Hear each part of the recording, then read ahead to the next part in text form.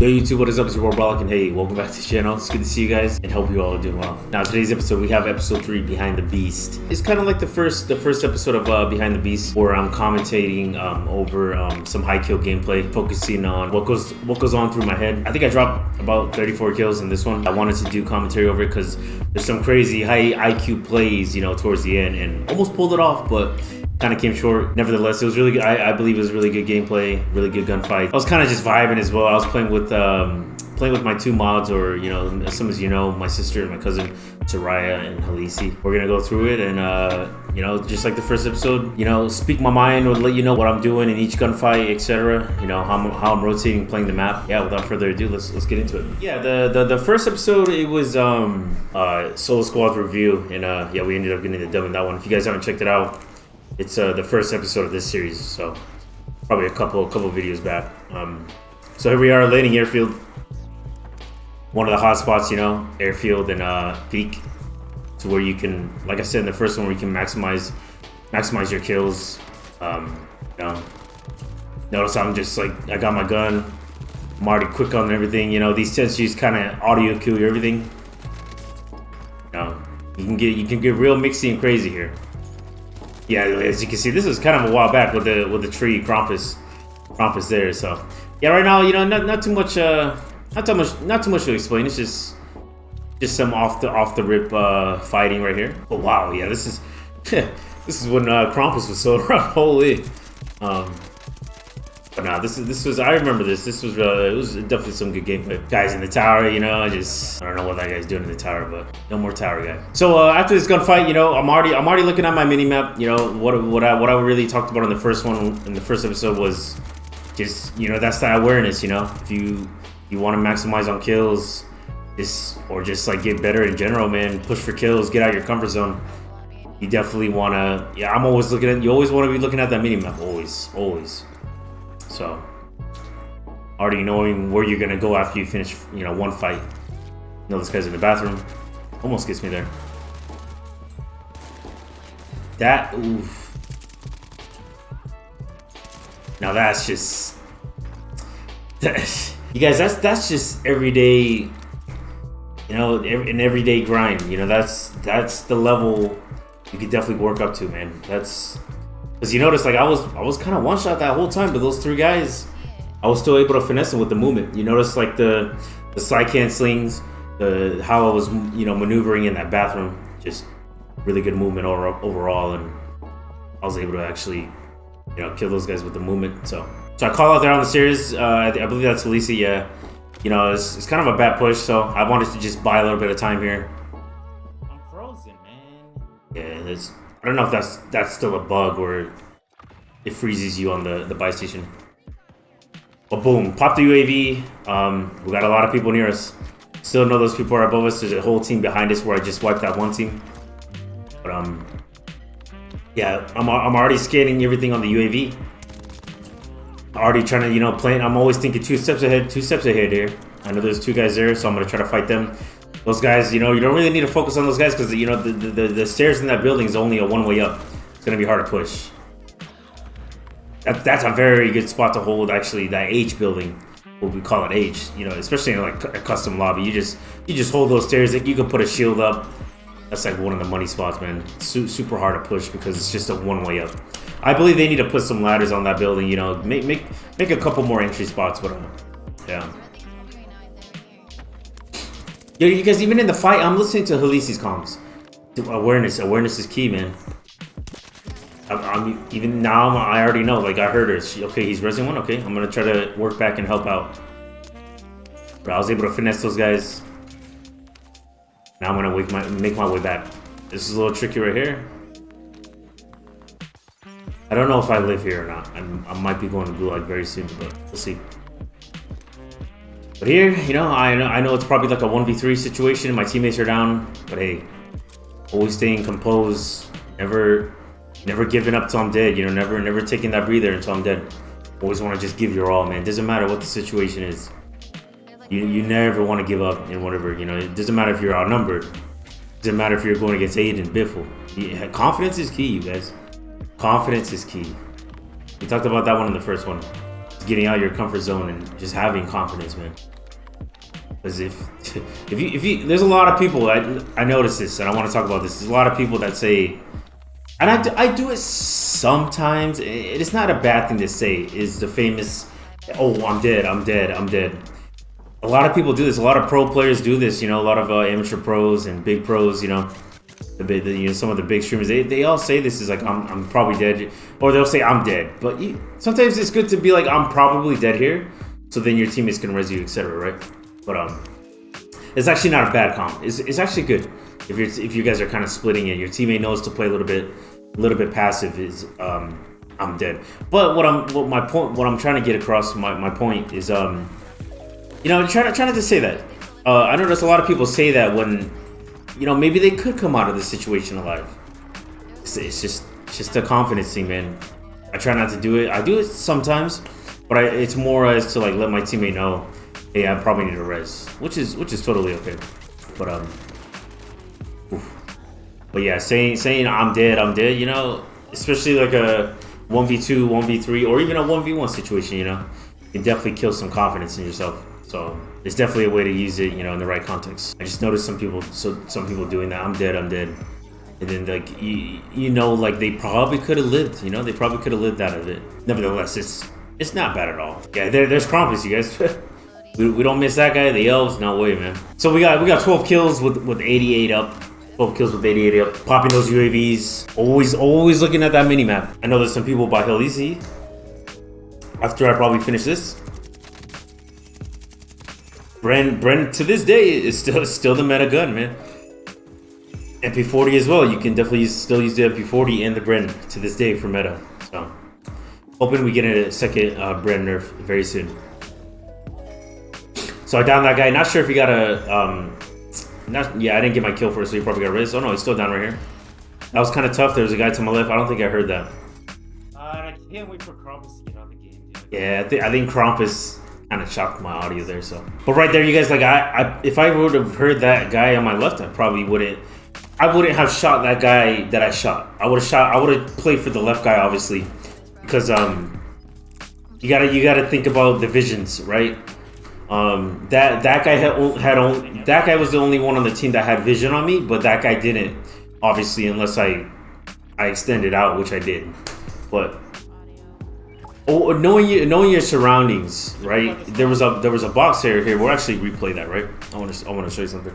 So if Krampus wasn't behind me in the noise, right? I probably would have heard this guy on the left here. You see my mouse? I would have heard them.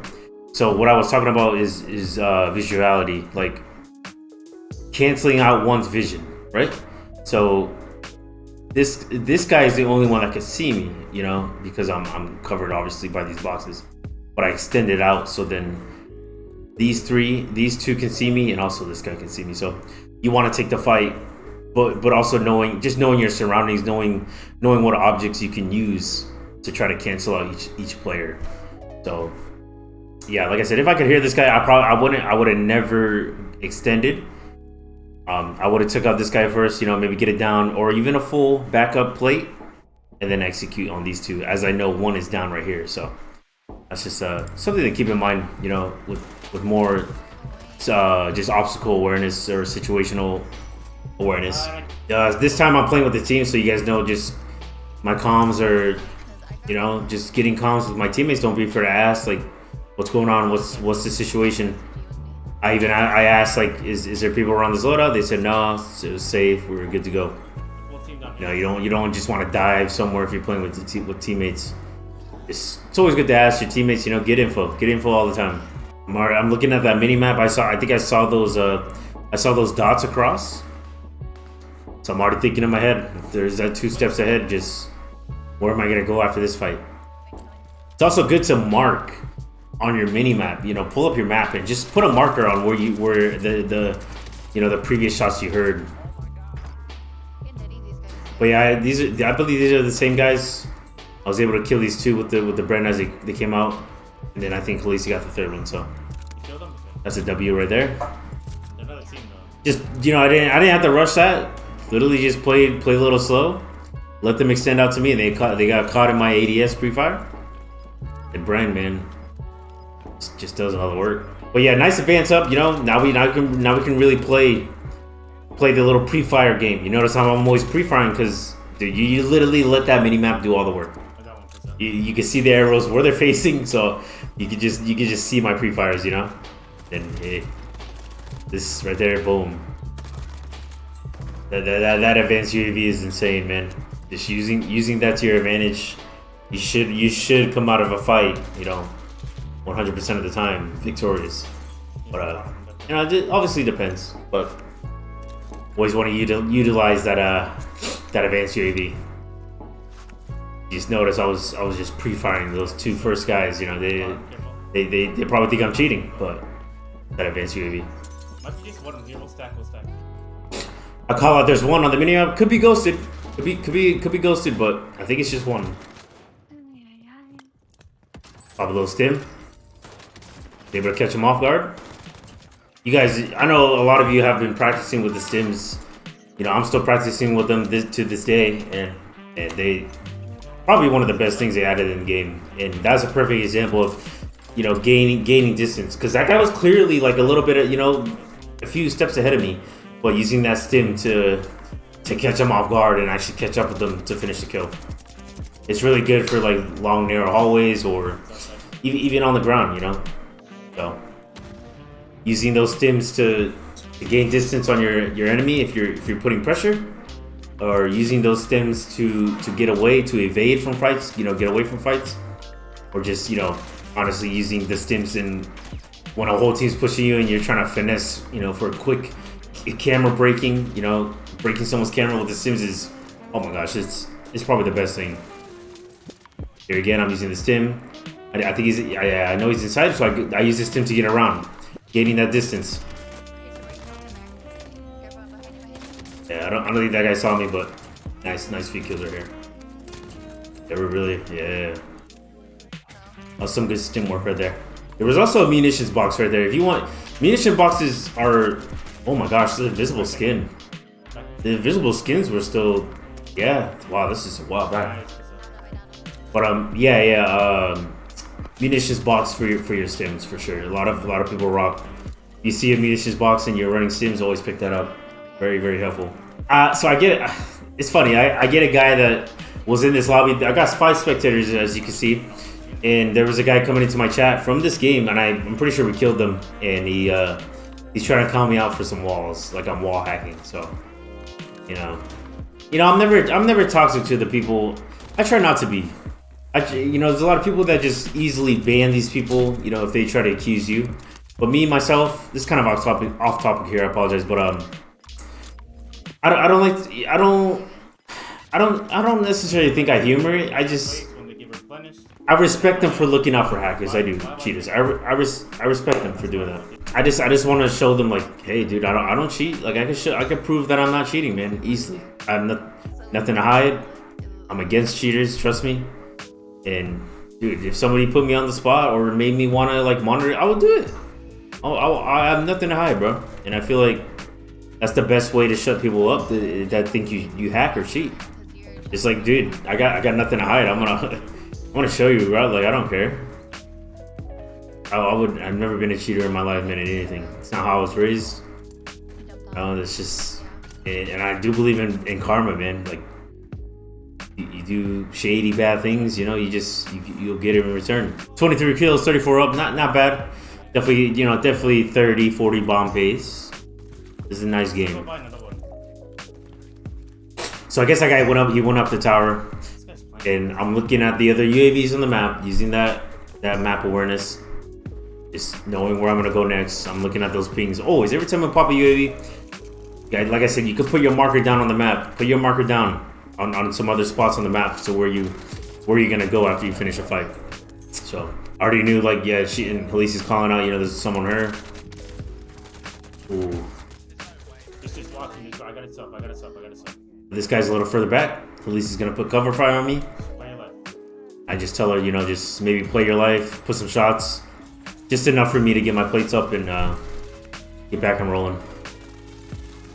Yeah, that guy kind of messed up by not fooling me. I think she was on here, but beautiful light ping from Khaleesi. You know, we were able to finish. Notice I don't know if you guys pay attention to the kill feed as well. That's another thing. If it doesn't say team wipe when you kill somebody off a self raise, even that means that their teammates are still alive. That wasn't a team wipe, so his teammates are still around the area. That's what you gotta be wary of. You know, I think sometimes it can bug out and not let you know if it's a team wipe. You'll hear like a sound. It'll be like a little cue sound to let you know that you wiped the team. It's a very particular sound, and I think a lot of you know what I'm talking about. But yeah, I didn't hear the sound. It didn't say team wipe on the left, so I think on the UAV there we know that guy's like to my left, to my far left. You know, cool tip. If you probably a lot of you probably do know about that. It's been in the game forever. But to those of you that don't, or just I guess never knew that, yeah, there you go. It's a great way of just knowing, like, after you kill somebody or full one. That's why you see a lot of pros still like moving crazy. You know, never staying in one spot, always repositioning, because they know that's not a team wipe. They can't rest. But yeah, these guys were behind us. I'm already across. I can just hold these guys. I know that. Like I'm kind of chilling. They gotta push into the circle. They gotta cross the airfield. So I'm chilling. They wrote down this guy.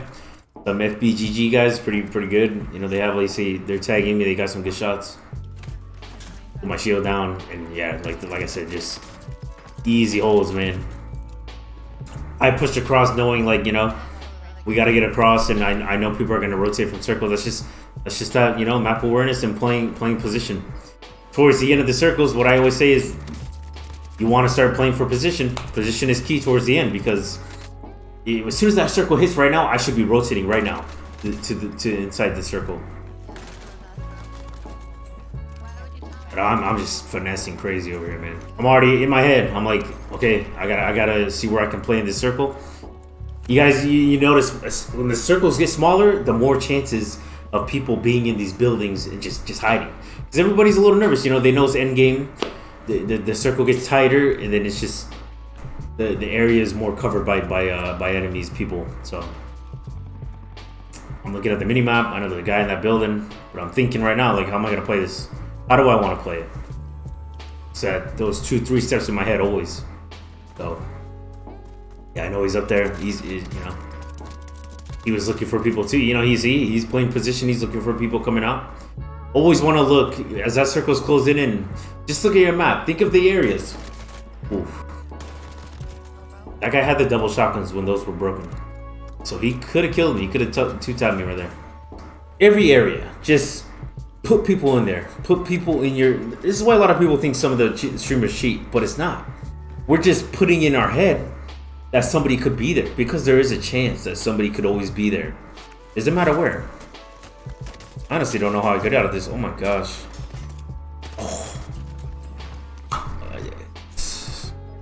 That was a beautiful play, guys. There's a nice little bait play right here. And the stims, what I say, the stims to just avoid shots, you know, move quick for the human eye, and just kind of outplay this guy. You know, I was moving really quick, so he wasn't expecting. Just a nice, beautiful bait play right there. Make him think I'm going under him. But I did a quick fake and was able to finish. I just want to replay that a couple more times. That's a very useful tip and outplay right there. One more time, just because I forgot I did this. This is just really nice bait play, man. Broke my shield, but it don't matter. Got the stim bait. These things, you know, that's definitely an advanced, like a more advanced player type of play. But hey, now we're getting towards the end game. This is where things get a little spicy. It's where I wanted some really key high IQ rotation plays here. Now, some of you, you know, more advanced players and pro players, you're probably looking at my equipment right now and probably thinking like, okay, I got a feeling of what he's gonna do. Now, if you look at my position here, man, look at that circle. It's kind of far. And in my head, I know that. What am I doing? I'm thinking 2-3 steps ahead. I've already got a game plan. I locked it in. I know what I'm gonna do right now, guys. Now pay attention. If I got down there though, that guy could have killed me, it would have been all over. So I know he's a decent shot. I'm not gonna really play that. So let's look at my equipment here before we get into it. I'll let you let it play out. Maybe I'll rewind it just so we can talk about it. I'll let it play out for now. But